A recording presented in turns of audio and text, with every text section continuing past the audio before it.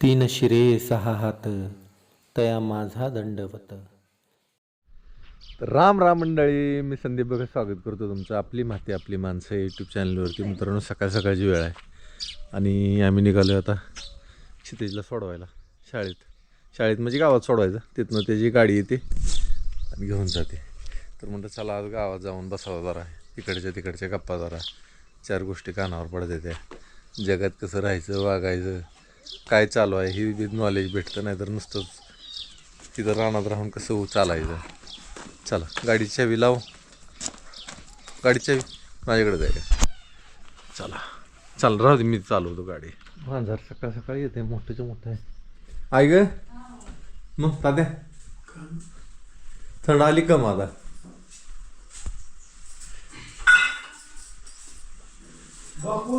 त्याला सोडलं की आता जाईल ती शाळेला, आता शनिवार आहे. इकडे काय नाही खाल्लं असतं काय तर थोडस. आता शाळेची गाडी येईल ना, आता काय कधी खायचं ना काय. आज काय शेवगी शेंगा आहे काय? मळ्यातल्या शेंगाला यायला लागले ते शेंगा आता झाडाला. होय होती एक भाजी. ज्वारी काय म्हणते तिकडची? तेवढं तुला सांगितलेलं बघितलं का ग मी? आठवड्यात तापच गेलीच नाही राहणार अजून मी. बघ की तेवढं, म्हणजे मला पण लागायचं ते आहे का नाही. तर मी म्हणते बापू चालायचं. नाही बापू कशाला येतं, त्याला शाळेत आहे. आज म्हणलं यावं गावात. हा शनिवारी शाळा लवकर सुटते. 8:30 वाजले, टायमिंग झाला 8:30. आहे का बघ मी काय आणलंय तुझ्यासाठी. बघ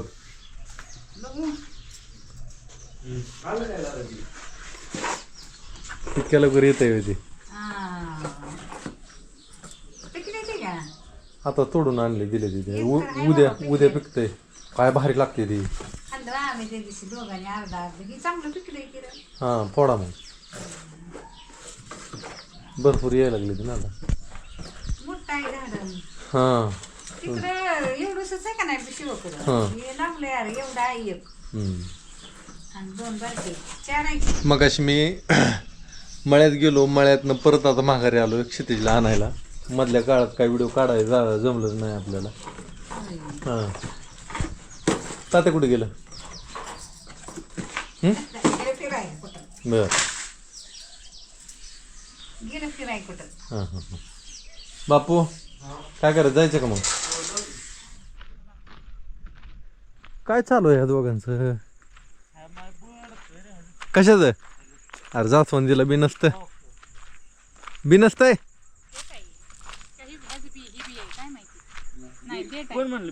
नाही बी असणार, प्रत्येक झाडाला बी असणार. ह्याच्यापासून बी जास्त होत नाही होत हा, कारण ह्याच्यावर कधी मधमाशा बघितलं नाही मी. ह्याच्या फांद्या लावल्या की येतं. कशाला बसायला लागते त्या परागसिंचन व्हावं लागतं. इकडे बघ, ह्याच्यात हा ही जर आहे का पोलेन ग्रेन ह्याच्यावर गेला तर होतं. ओख्याच्यावर ही असतं पोलेन पण ग्रेन. ही जास्त शक्यतो फांदी लावूनच जास्त लोक रोप तयार करतात. रोप तयार करते. बियापासून नाही. गुलाब आपण कसं आणले? फांदी लावली. रोप आणलेली होती आपण नर्सरीत. हा फांदी आणली होती. नाही रोप होती, फांदी नव्हती.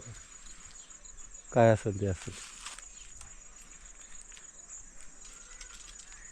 गायींकडे जाऊन यावं लागेल का एकदा. कुठे आहे त्या गाई? तिकडे बांधले ते, त्यांना आणावं लागेल आता. अरे ही काय कुणी साखरेची पुडी आणली काय, कुणी पळवून?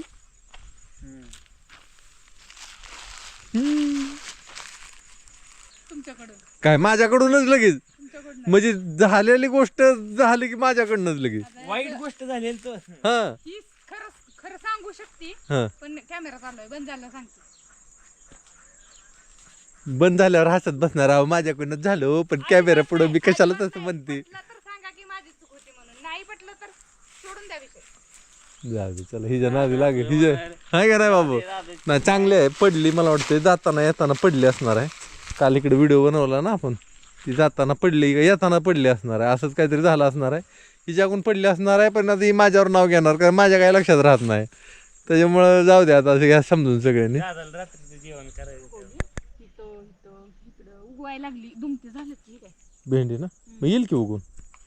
काय काय उशीर कसं काय लागते काय? याला तर एवढं तेवढं उशीर, आणि जिथं नाही उगवली तिथं दुसरं काहीतरी लावून टाक. हां लावलंय मी ह्याला वेलवर्गीय, पण ह्याला हे करायचं, मांडव करायचं आता पटकन. कडेपर्यंत उगवली आहो. दिसायला लागली इकडे सांगते. इकडे भेंडी लावली, इथं 2 ओळी मिरची लावलेली. हो का?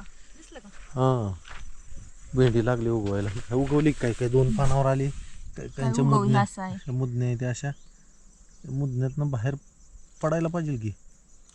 नदी मनाने एक तर आहे की येते बाहेर मनाने निघून ते. तिथली नाही आलं तर इथं आहे. नाही येईल की उगवून. आणि नाही आली तर इथं आली. पण लय दाट लावली का भेंडी, एवढी दाट नसते. इकडे इकडे अंतर आहे की ड्रिपवर आहे. नाही एवढी दाट म्हणल्यावर कसं काय. आपला गहू मात्र बघा कसा बघण्यासारखा आला, मस्त आला. ही खालची बाजूची सगळीच्या सगळी जवळजवळ कमरेला लागायला लागला.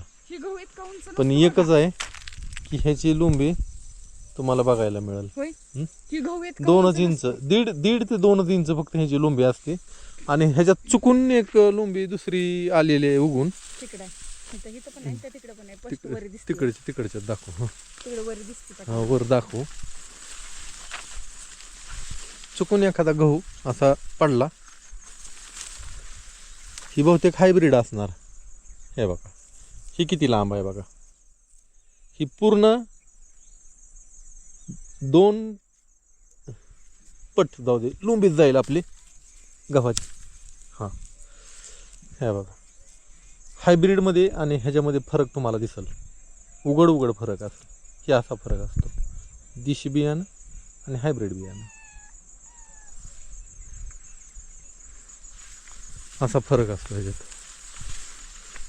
नामा सरक बाजूला बाबा. शेंगा फिंगा तोडायचे ते का आज? नाही ना.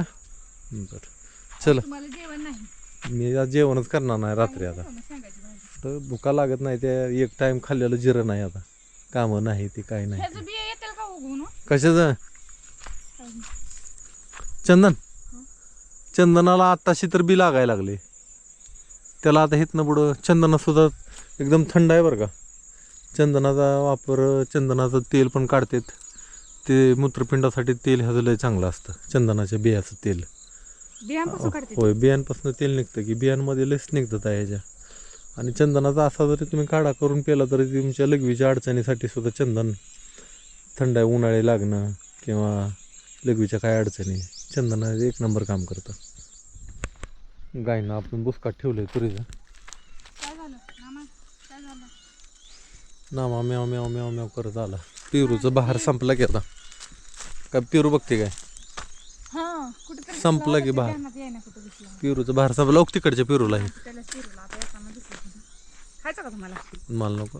शेवटचा नको आता बस. भरपूर खाल्लं. तुम्हीच खाल्लं नाही तर. नेमकं काय होते बरं का, पेरू ज्या सीझनमध्ये असते का त्या सीझनमध्ये गारटालाही सुटतो. गार थंड वाजते आणि दुखणी येते. ती पेरू खाल्लं ना सर्दी खोकला. त्याच्यामुळे पेरू लय खात नाही ती. आणि ही पेरू असा आहे ह्याची चव इतकी भारी लागते की लय भारी लागते ही पेरूची चव. पण ती काय होतं मग त्या टायमात खायला मिळत नाही. मग माझं ह्या वर्षी डोक्यात एक प्लॅन आला. आपण एक ड्रायर बनवायचा माझा विचार होता. त्या ड्रायरमध्ये तुमचं सगळी फळंसुद्धा तुम्ही सुकवू शकता. टमाटर, पेरू, अजून म्हटलं तर तुमच्या भाज्या, हिरव्या भाज्या आपल्या अशा सुकवून ठेवायच्या. ज्या टायमाला भरपूर प्रमाणात मिळते त्या टायमाला सुकवून ठेवायचा. आणि ज्या टायमाला नसते त्या टायमाला ते खायच्या. मी हिला तेच सांगितलं. इकडे बघ, इकडे बघ. ही लागली पेरू खायला. गावला का? आणि विशेष म्हणजे आपली कुत्री जी आहे ती का पांडू चंकू, ही 2 जण सुद्धा रामफळ खाते. ती सीताफळ सुद्धा खाणार ती. हा आपला गट्टू पण असाच होता. आता ही तुम्ही म्हणताला असं कसं काय, तर ती मालकाचं बघून त्यांना सवय लागली. हा त्याच्यामुळे त्यांना कळतं ही खायची वस्तू आहे. तर ती सुद्धा खाते ती सगळं. ते आता संपलं ना का त्याचं. लय आंबट लागत नको खाऊ. मग त्याचं संपलं ते.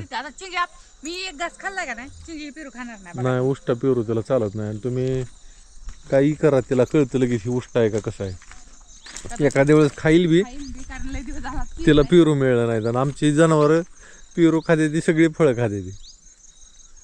हा खाल्ला. लय दिवस नसल्यामुळे नाहीतर तिला पेरूच्या दिवसात चारा की खात नाही सगळं पिरू खाती हा सगळी फळं खाती सीताफळ खाती रामफळ खाती खाते खाते. लिंबू सुद्धा खाती लिंबू सुद्धा खाते, खरंच खाते. तुम्हाला विश्वास बसणार नाही, खरंच लिंबू सुद्धा खाते. आणू काय नाही आता परत नको, लय नको. मग आज सकाळी एक खाल्ले, आता मग एक खाल्ले. येता जाता झाडं कडेने खायती येता जाता फळं खाती लिंबू सुद्धा कधी येऊन सजवून मिळतंय तिला. खरंच बरं का, पण एकमेकांचा परिणाम होतो का ती ढवळ्या शेजारी बांधला पावळ्या वान नाही पण गुण लागला, ही जी म्हण आहे का ही खरं आहे. एकमेकांच्या संगतीत राहून माणसांमध्ये जनावरांमध्ये सुद्धा फरक पडतो. आता आपण शाकाहारी आहे, आपण जी खातो का नाही ती जनावरांना सुद्धा आपली तशी सवय लागली. एवढा मोठा गट्टू जर्मन शेपर्ड, पण आपले जर्मन शेपर्ड रॉटविलर, पण ती सुद्धा चिक्कू खायचा, सीताफळ खायचा, हा फळं खायचं सगळं टाकेल ते, केळं खायचा. आता आपली कुत्री केळं सुद्धा खाते, ही पिलं सुद्धा केळं खाते ती. केळं खातेत रामफळ खातेत म्हणजे काय विशेष असेल बघा की, तुम्ही तुमच्या संगतीत जी माणसं राहता किंवा तुम्ही ज्यांच्या संगतीत राहता का त्यांचं गुण तुमच्यात लागतं. तर बरं का, ही लय मोठं ह्याच्या मागं मोठं ही आहे. तर चांगल्या संगतींच्या माणसांमध्येच राहावा, चांगले शब्द कानावर टाकत जावा तुमच्या. कारण की आपल्या अंतर्मनामध्ये ज्या गोष्टी वारंवार जाते त्या का वारंवार त्या गोष्टी आपल्याला आवडायला, म्हणजे आपल्याला आवडायला नाही, आपण तसंच व्हायला चालू होतो. जसं की आमची चिंगी, मोठं पातेलं ती गाय, हा तुम्ही म्हणता ना बारक्यात ठेवलं सांगते मोठं पातेलं ठेवून सुद्धा ती सांडते, तिला सवयच आहे. ती गाय सुद्धा तशीच आहे बघा, चांगली आहे ती सुद्धा. पण आता तिचं वय झालं आणि प्रत्येक वर्षी तिचं थोडंसं रूप बदलायला लागलं आता. वयस्कर वाटायला हां, इतके दिवस नव्हती काय वाटत बरं का, नुसती एकदम. पण अजून सुद्धा तब्येती चांगली आहे तिची, चांगली गुटगुटीत आहे. पण काय म्हणतात त्याला, तिचं वय दिसायला लागलं आता, जरा जडपणा यायला लागला शरीरामध्ये तिच्या. चालायला आला. अहो तरी पण पळायला लागलो लय पळती पळती पावसाळ्यात जरा खायलाही मिळलं ना हिरवं गवात, हे मग आता आता सुद्धा पळती. सोडा की तिला आणि हिला घेऊन ये आणि तिला तसं चराय ठेवा लय पळती नामा. ह्यांना ही बघा, ही डाळ आहे सगळी. डाळ म्हणजे फुटकी डाळ, डाळीच्या वरचं ही हरभऱ्याचं आहे ना का, नाही थोडीशी हरभऱ्याची बाकी सगळं तुरीच तुरीचं हरभऱ्याचं. प्रोटीन मिळते ह्यांना, बरी दिसते ती जरा, म्हणजे 3-4 क्विंटल खाल्ले गेल्या वर्षी होय ना. डाळ करत होती. हां मग चला, दिवस माळून गेला.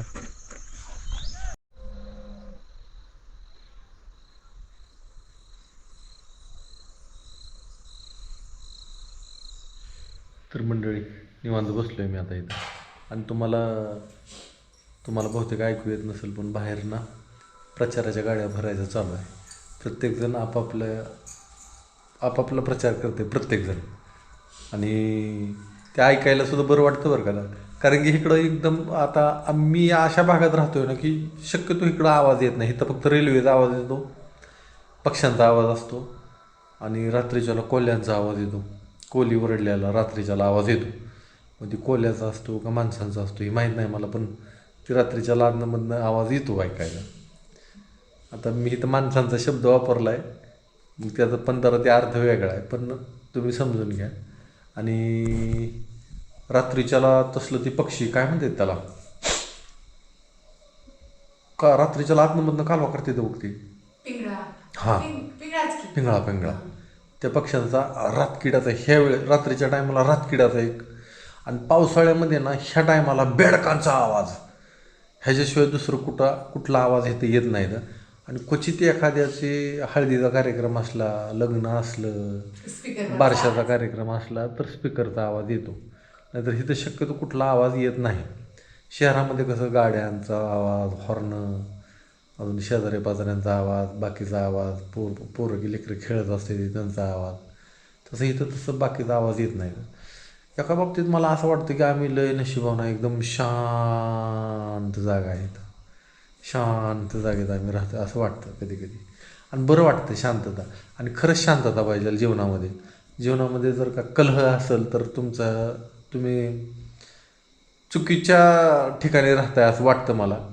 आणि जिथंशी एकदम शांत आहे, तुम्हाला जर का एखादी गोष्ट जीवनात जर का प्राप्त करायची असेल, किंवा तुम्हाला जर का तुम्हाला काहीतरी बनवून दाखवायचं असेल, तर तुम्हाला एकदम शांत ठिकाणी राहावं लागतं, तरच तुम्ही काहीतरी बनवू शकता.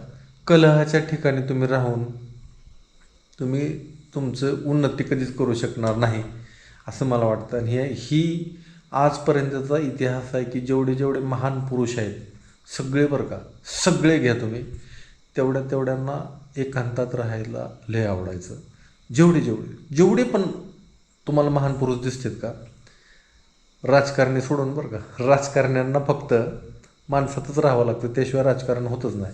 पण जेवढे महान पुरुष आहेत तेवढे सगळेच्या सगळे एकांतवासातच राहिलेले आहेत, त्याच्यामुळं ते चांगल्या उच्च पदाला गेले आहेत. तर मित्रांनो, आजचा व्हिडिओ तुम्हाला कसा वाटला जरूर कळवा. श्री गुरुदेव दत्त.